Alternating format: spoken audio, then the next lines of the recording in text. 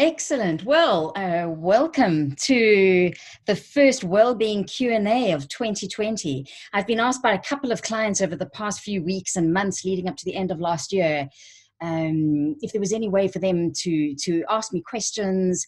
And then thanks to, Simon from Socks Up, Simon Chaplin, who invited me to do a Q&A, I thought, well, why don't I do Q&As once or twice a month? So here I am. If you happen to be online and you see me here, you've got about 25 minutes where you can ask me any kind of questions. I'm quite good at multitasking, so I'm going to keep my eye on Facebook, on Zoom, and figure out how this all works. I've also been inspired by Terry Brock's, thank you so much, on how to use Zoom more effectively. And Zoom really is a good platform, but we're not here to talk tech. We're here to talk well-being. So thank you. I had quite a few people send through questions because I asked earlier this week, if you could ask one question related to well-being, what would it be?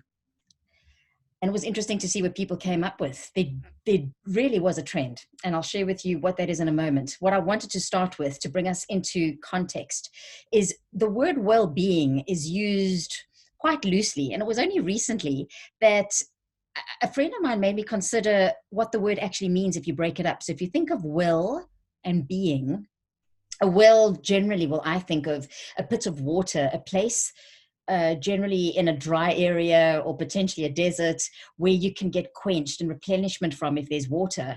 It also makes me think of a source of water that could run dry if there's no water coming in from the bottom or from the top.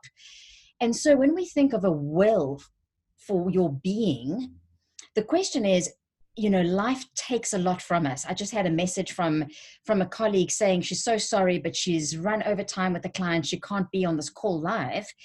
And she's like, I feel like I've been charged in battery 24/7 this entire week, and I'm feeling drained.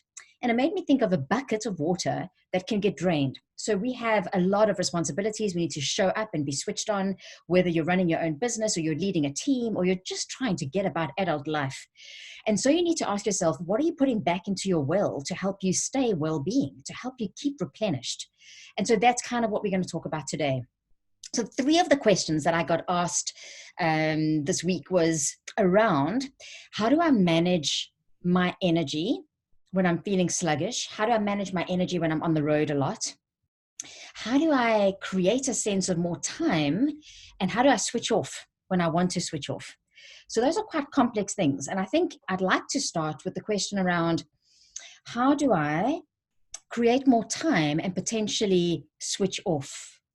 So creating time, time really is a construct that's man-made, that we've labeled into seconds and minutes and hours. And an exercise that I often do in my workshops, which you may have come across yourself, it's not something I came up with, but it's very powerful. And it's the exercise of a mindful minute, or simply a minute. So taking 1 minute to be still.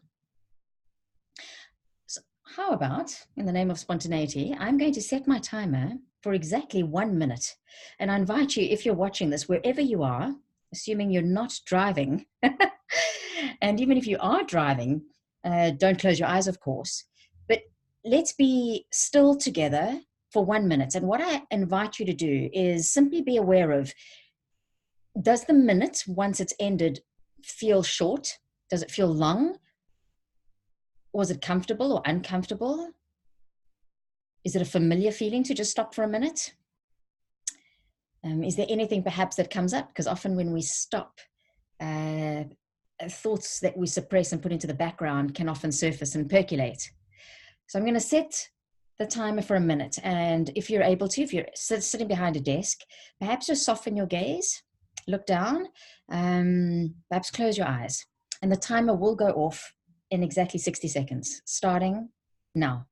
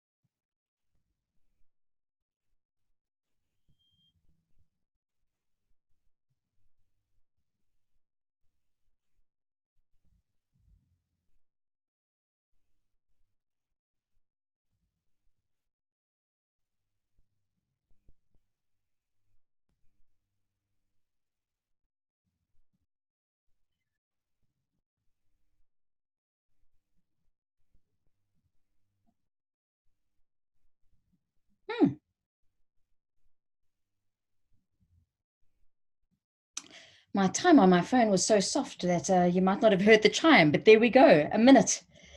And I noticed, actually, I felt quite calm for probably about 30 seconds. And then I was, well, what I was anticipating is what happened. I was like, what happens if the timer doesn't go off loud enough? So one way that we can create a sense of more time is by being more mindful of every minute that goes past. I've had a lot of people already say to me, I can't believe we're at the last day of the month. I can't believe that another week has gone past.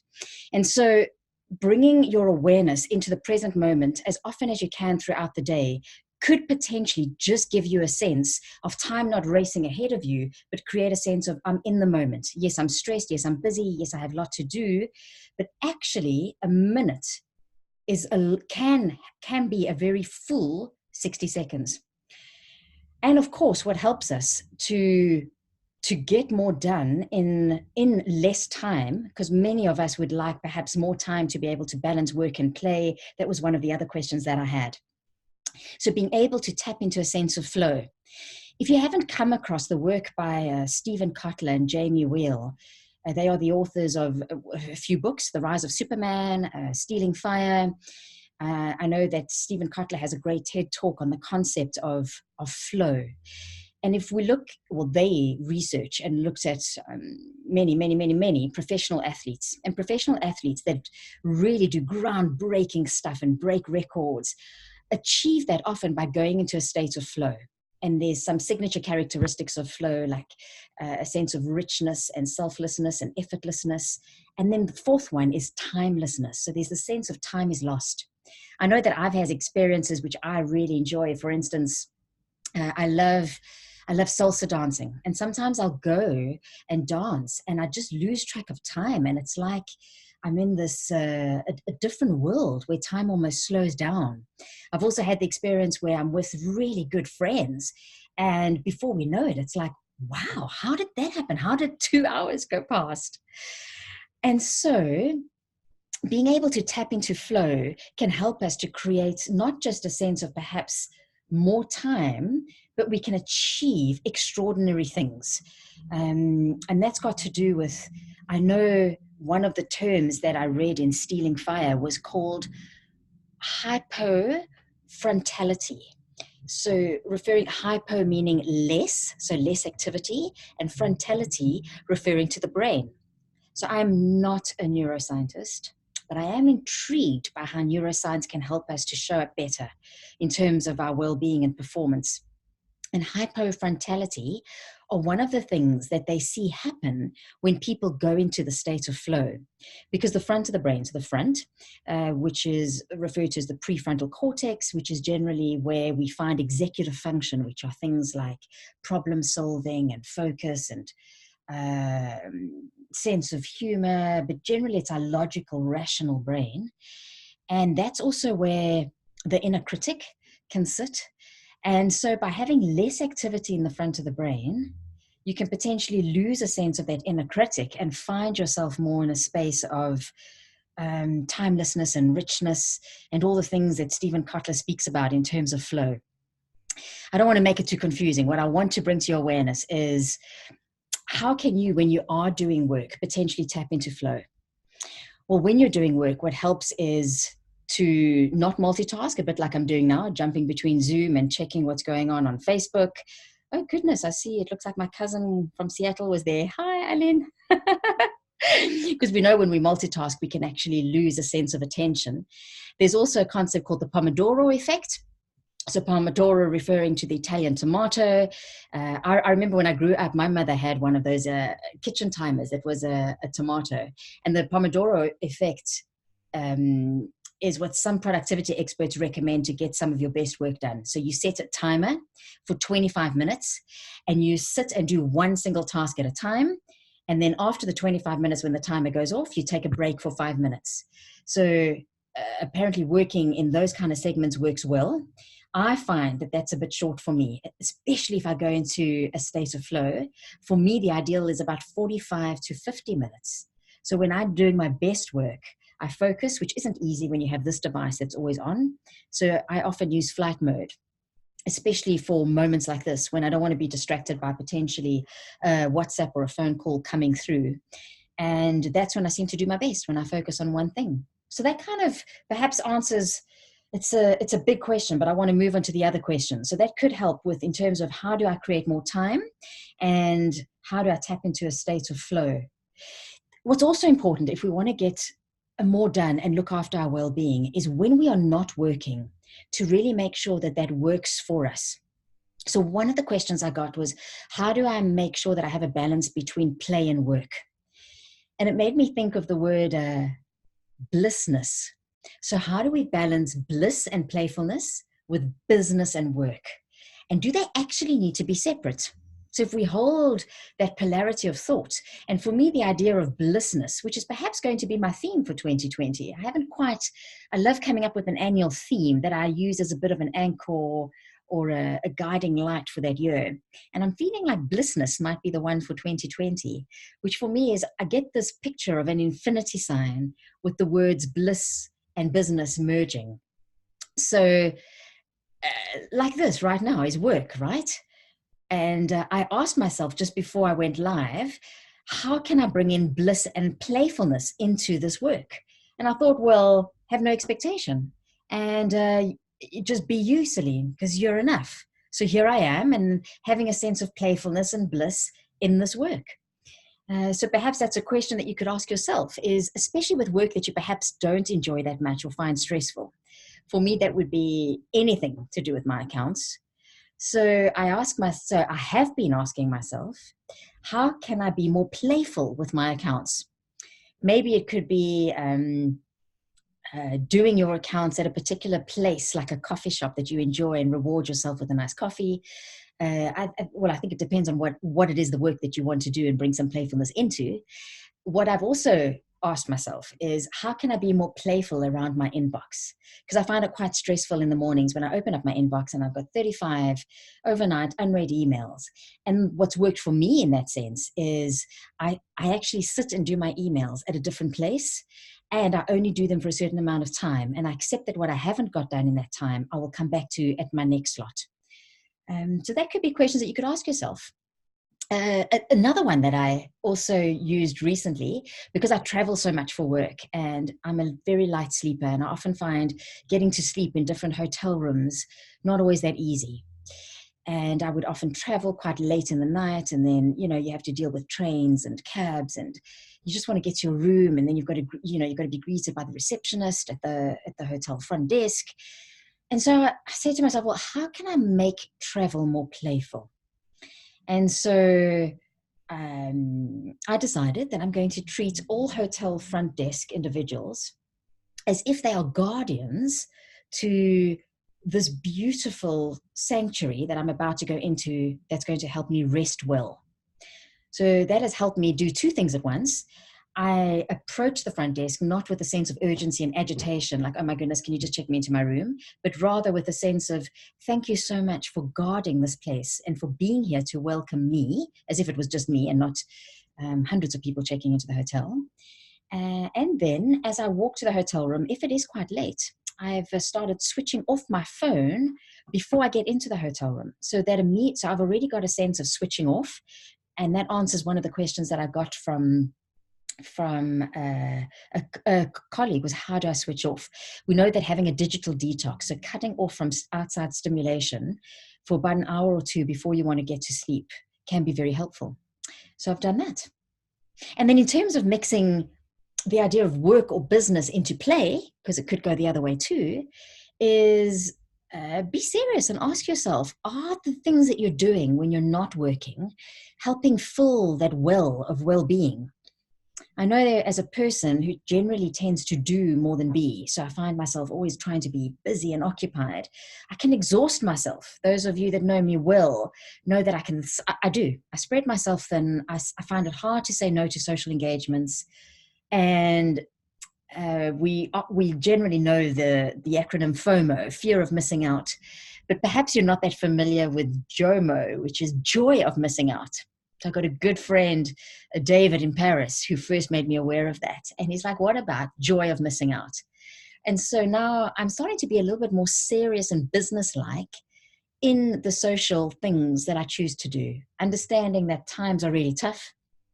It's incredibly busy and complex out there.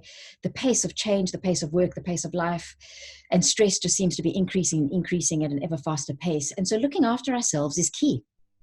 And if you're wanting to tap into restorative play, doing things that make you feel good and take you into that state of flow that I spoke about earlier can be really useful. And generally that means being active with your body. So sitting on the couch or the sofa in front of the television is probably not going to take you into a state of flow. However, spending time in nature or deeply immersing yourself in activities that you have to focus on completely. Like I recently, some of you may have seen my experience of skiing for the first time.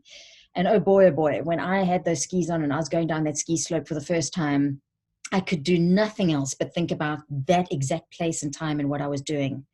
I find with salsa dancing, I need to do the same. So could you think of activities, perhaps creative activities? Often I did a mindful painting class in London recently. And for that 90 minutes, well, it was hard to think of anything else except how do I actually put this acrylic paint on this canvas in a way that looks good? And so immersing ourselves in nature, in creative activities, in movement-based activities can be very helpful. And then, as I started off with the mindful minute, mindfulness and meditation can also play an incredibly useful role in helping you not only to create a sense of spaciousness with time, to help you stay present in the moment, so potentially not feel like time is racing ahead of you, but also to help you switch off. I certainly know that mindfulness and body scan type meditation can help me in the evenings when I'm feeling very tired, but very wired, and it's hard to switch off. Just taking a look, because I see there's a comment here on Facebook. Thanks, Alin, for that. You're absolutely right. Starting off with these and that's the thing with well-being, is a lot of us, we generally do nothing, or we do too much at once. And when our lives are so full already, the key really is to doing small things and being consistent rather than doing nothing and then being intense. And Eileen has just shared how this has made her think of someone who started a healthy life by doing one push-up every morning. And so that made, the 1 minute to help your mind go quiet is a good place to start. So thank you, Eileen. I really appreciate that. Because it's true, it starts with a mindful minute. And if you can do that for a minute, you could do 2 potentially. And at some point, 2 could become 4 minutes. And before you know it, you're doing mindfulness for 10 minutes. Or perhaps, I know I've got some close friends who do Vipassana retreats. And that's 10 hours of meditation for 10 days. I'm not saying that's a place that I want to go, but I certainly know and have experienced the benefit of sitting still for half an hour to an hour on most days of the week. And that's become a practice that I did not just do overnight. And that started with understanding how powerful a mindful minute can be. So 1 push-up can become 2, can become 4, can potentially become more. Makes me think of Chris Everard, who is one of the chairs from a business called Vistage that I worked with at the end of last year. And one of the suggestions I made to Chris and his group was how to bring in more stretching and flexibility by perhaps doing 5 to 10 minutes of stretching in the morning in the comfort of your home. And I know that Chris took that to heart, and we did a very lovely interview together. If you haven't seen the interview, it's on my LinkedIn page, or you can just simply contact me. It's 10 minutes. And the benefits that Chris has experienced from doing 5 to 10 minutes of stretching in the mornings on most days of the week is incredible. I won't take away the surprise, but one of the benefits amongst quite a few was that he was able to cancel a knee procedure that he was booked in for. So that's the power of small, consistent change. And well-being should be about that. It really should be around a way of being. I mean, life is a long journey. And if we can be well along the whole journey, that's the key. When people talk about these health programs and exercise regimes and, oh my God, diets, there are often things that programs that are quite intense, and sure, they can get you quick, instant results like quick weight loss or make you incredibly fit for a particular event. But if it's not sustainable in your life, in your lifestyle, then you're going to lose the results you're getting. It's a bit like in a business, following a strategy, getting certain results from that strategy, and then deciding, well, now that I've got the results, like I've lost the weight or I've done the marathon, I'm just going to stop the strategy. It stands to reason that you may not get the same results. So before we wrap up, let me see. There were 2 more questions. I think I have time for one more, and I'll keep the other one for the next Q&A that I have set for Valentine's Day, the 14th of February. So the question was, how do I stay fit and on track with my health, even though I travel a lot? So the person that asked the question is a speaker and corporate trainer. And as somebody who travels a lot, I sometimes spend 3 or 4 nights in different hotels, depending on where I am delivering the workshops that I do. And the key for me was twofold. Is planning is key. So for instance, and this depends on what's important to you. So when it comes to well-being, we have different dimensions to well-being, right? So we have physical well-being, emotional well-being, mental well-being, and also there's meaning or maybe spiritual well-being, as some people refer to. So we should be spending time across all 4 of those dimensions, but even just being aware of, well, where is the one place that potentially you could get the most bang for your buck, so to speak. And generally, it's the dimension of physical well-being. So if you eat correctly, if you fuel your body right, if you hydrate, if you get enough rest, if you move your body around enough, it makes it easier to sustain emotional well-being and mental well-being. So I would say the key would be, when you're traveling a lot, is how can you make sure that your physical well-being is well looked after? For me, that means once or twice a month, I will plan ahead and order the right kind of snacks, so that I've got snacks in my kitchen that I can then take with me and put into my travel bags when I'm able to travel with food. It also means knowing what drains my energy and my physical well-being. And if I was eating out once or twice a week at a restaurant or a hotel, great. But when I'm on the road, I can eat out sometimes 4 or 5 days in the week. So I'm quite fussy and particular then about what I order from room service or off menus. And sometimes I don't even order anymore. I simply snack and eat quite light when I am on the road, because I know that I can always then catch up in terms of the nutrients that I need and eat proper meals when I'm able to manage what's in them. So the planning ahead, depending on what it is. And for me, it's often the strategic snacking, planning ahead in terms of what time I arrive where, planning ahead in terms of making sure that I get a good night's rest. So I ask hotels up front potentially for more quiet rooms and things like that. And then the second aspect to maintaining your energy and your sense of well-being when you're on the road is to incorporate rituals. So rituals are ways of being which become automatic behaviors, so to speak. Let me share one example. A ritual that I have around travel. I shared the new one that I'm working on, which is around switching my phone off before I enter a hotel room, so that it becomes quite a sanctuary, not a place that's going to create stimulation and then I don't get a good night's rest. But rituals could be, when you travel, is to maybe always have certain things in your travel bag, like a stretch band, which can make it easy to perhaps do a little bit of physical activity in the hotel room. Because I don't always travel to hotels that have gyms. I don't always feel like going to the gym. I've also got key playlists and YouTube particular channels around yoga and things that I can do in hotel rooms that make it easy for me to wake up, spend 10 or 15 minutes connecting with my body, getting some movement done, and then going into my day. So rituals are key. And what makes rituals easier is by linking them to triggers and anchors. So things that you already do. In the mornings, I always boil the kettle because I generally like to make something warm to drink. And so I've got some rituals around that. I've got a morning ritual where I write down things that I'm grateful for. I've been keeping a gratitude journal, for instance, for 5 years now. It's quite rewarding because now I'm on year 5 and I can see on each page what I was grateful for the 4 years before. So if that's a practice that you don't have perhaps in place, I would consider that could be something that you could think about for 2020. Right. in the interests of finishing on time, I want to say thank you to all of you that sent me through super interesting questions. I'm hoping, well, not hoping, I will be on the next Wellbeing Q&A on Friday, the 14th of February. If you have any questions around your well-being, send them through to me and I will address them then. You can also join live. And until then, make sure that you replenish and put back what you need for you to make sure that your well stays full so that you can sustain your well-being and not compromise your health while you're building wealth, while you're building whatever life it is that you're choosing to live.